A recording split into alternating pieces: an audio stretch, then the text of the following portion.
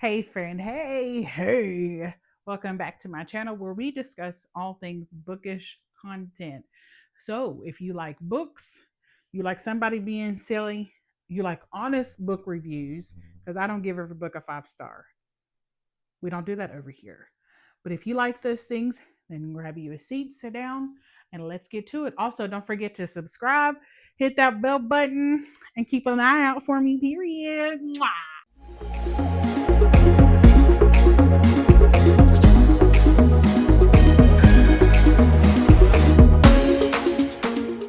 Okay, guys. So this month, first of all, let's just get over the fact that I didn't do one of these in May because I forgot. Okay. May was a quick month for me. I don't even remember what I read, if I'm completely honest.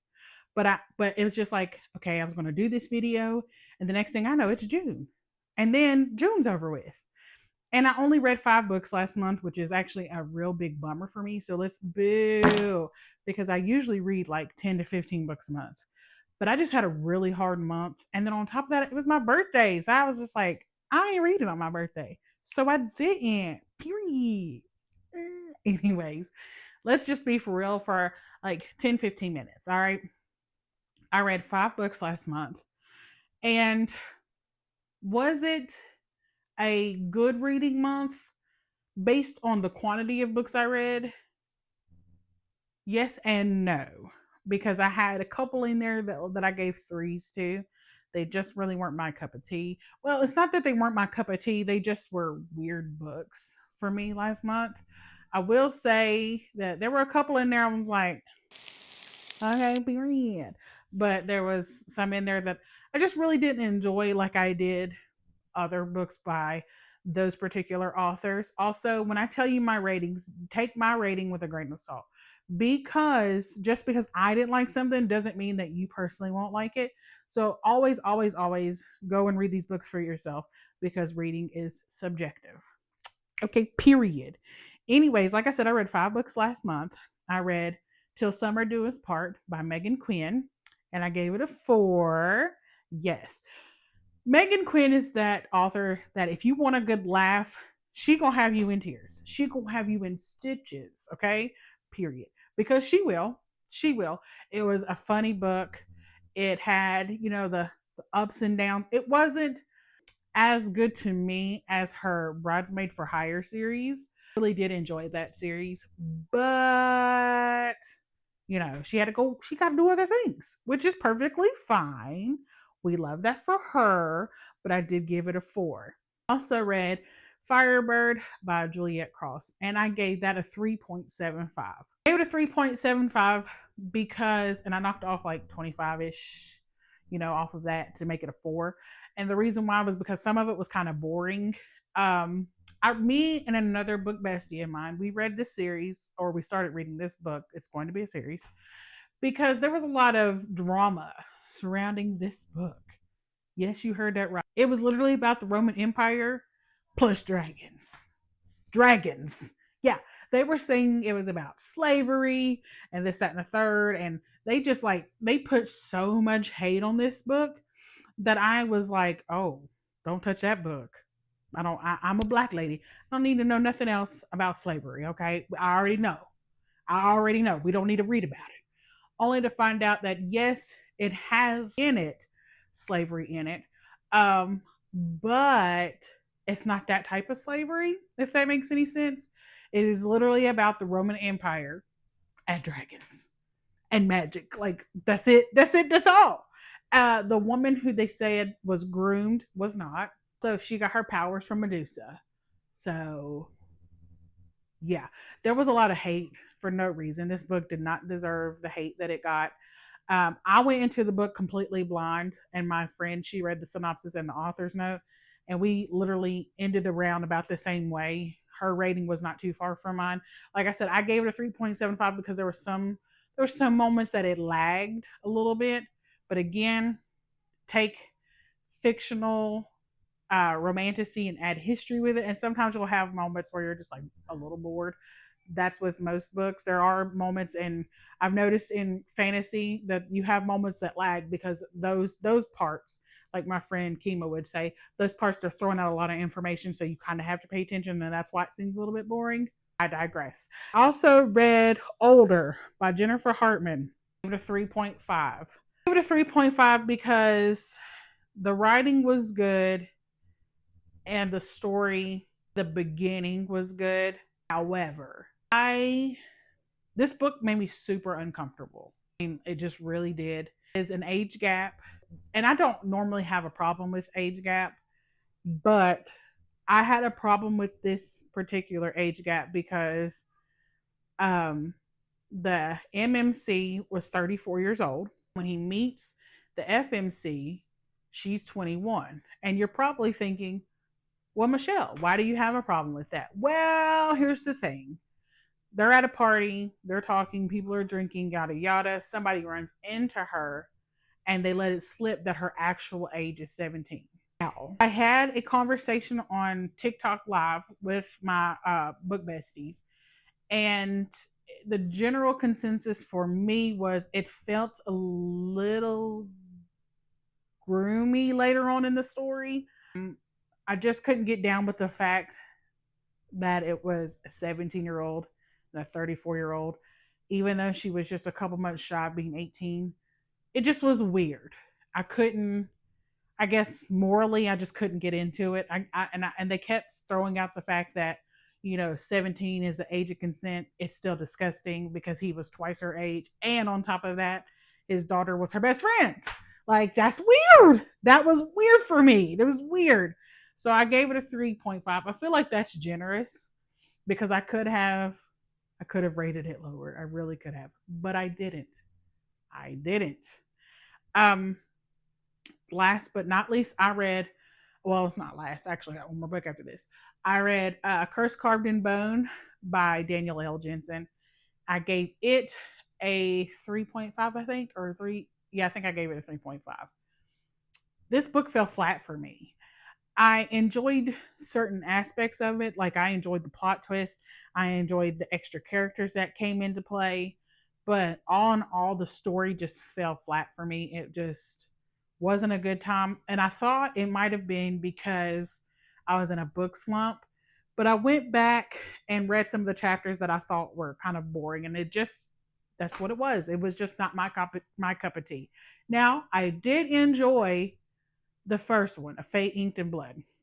But this one, it just it seemed rushed. There were certain parts that just was like it made no sense. There were a couple parts where it seemed a little disjointed, but that's just me. Again, take this with a grain of salt because just because I didn't like it doesn't mean you won't like it. So I still say read it because reading is subjective. Yes, period.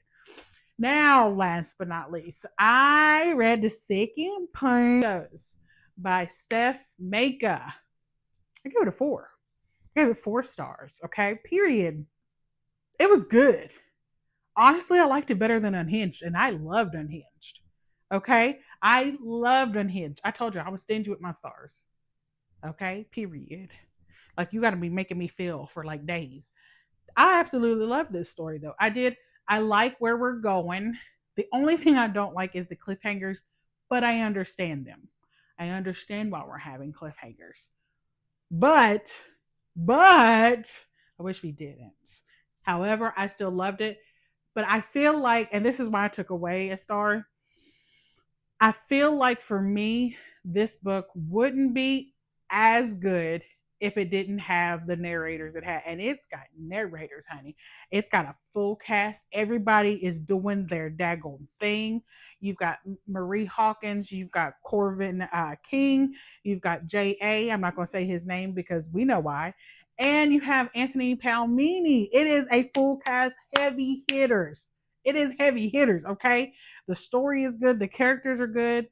I am Team Theo. So if you've read Unhinged and you've read Echoes, drop down the comments. Are we Team Gray or are we Team Theo? Because listen, I love Gray. I do. Gray's my boo, but Theo is that man, honey. He's that man. But that's besides the point. That's besides the point. Also, I want to bring up something else that I thought was really crazy. I don't know if any of my followers have TikTok, if you're on Book Talk. If you are, then you may or may not know of the tea that happened last week. And I'm going to fill you in. Why? Because we give bookish content, period. But when we're going to talk about this, we're going to take a seat. So give me 5 minutes. Sorry, guys, we had to move over here because I needed a minute to sit down because I've been staying it. Anyways, on a serious note, there was a couple of book talkers who came on here, and it wasn't just book talkers. I think the other one isn't a book talker, but I'm not exactly sure. They came on here and they were promoting AI. And the reason why I wanted to bring this to attention, AI is very harmful for authors. It's very harmful for narrators. It's honestly harmful for all of it. But books should not be pirated. Facebook was using their work. Then there's this new thing called C.AI. I think it's called corporate.ai, where it takes characters from books so you can communicate with them. First of all, I love to read. I truly, truly do. However, we're reading books to escape reality, but at some point you have to come back to reality. And I think it's taking it too far if you really want to talk to these book characters. Also, it's taking money out of the author's pockets because they're the ones who came up with these characters. They're the ones who have the copyrights. So, how is this even legal? Well, guess what? It's not. So, if you are one of my followers, if you're just somebody who randomly sees this video and you want to show your support, let's just not and say we did. Okay, anything that has to do with AI and book talk, AI and YouTube, AI and Instagram, anything that is done with AI, let's not support it, because again, it's taking money out of the author's pockets, authors who you love and I love, and I just don't support that. Okay, I also don't support other authors who were saying that if you use a Roomba, you're basically condoning AI. Are you okay? Because that ain't it. That ain't it. That's weird. That's weird. Also, what's weird is same book talker got on the internet. She did come and apologize, but the reason why people have such an uproar with her apology was because the week prior to that, she was already in drama. Over what, you may ask? AI. I know. Crazy, right? These people be weird. But, anyways, her issue was she was commenting on an AI picture that someone did of another series. And the series deals with minors who are in high school. And I've not read it. I'm not going to, because I don't read YA. I have a YA series over here, and I didn't like that one. That's just not me. That's besides the point. Anyways, she said, and I quote, "Give me hair tie in 2 minutes." And again, the character is 17. The issue with that was it was like she was, being a weirdo. Because there's certain things you can't say on the internet, and that's perfectly fine. But that's weird. We're taking things a bit too far. And she was already told then, why are you supporting AI? And also, why are you saying this about a character that is supposed to be a minor? That's weird work. But she said, oh, my bad, sorry, sorry, sorry. And then turned around and did another AI promotion, and then was like, oh my God, guys, sorry, I didn't know. Honey, you didn't know. You didn't know. But that's besides the point. That is all the things that I wanted to cover in my video. Again, if you like bookish content, if you like reviews, if you like reading wrap ups, then give me a follow. I love you guys. I hope you have a wonderful July month. Drop your recs down in the comments. I want to know what you're reading, because maybe you'll give me something to read. I know as of right now, I am buddy reading Gothicana with my good friend Allie. I'm also reading Bound in Blood with my good friend Joy. And I'm reading another book by a indie author, Rebecca F. Kinney. So yeah, that's what I'm reading so far. If you guys have any recommendations of books that you guys are reading, again, drop them down in the comments, and I will see you guys in the next one. Bye bye.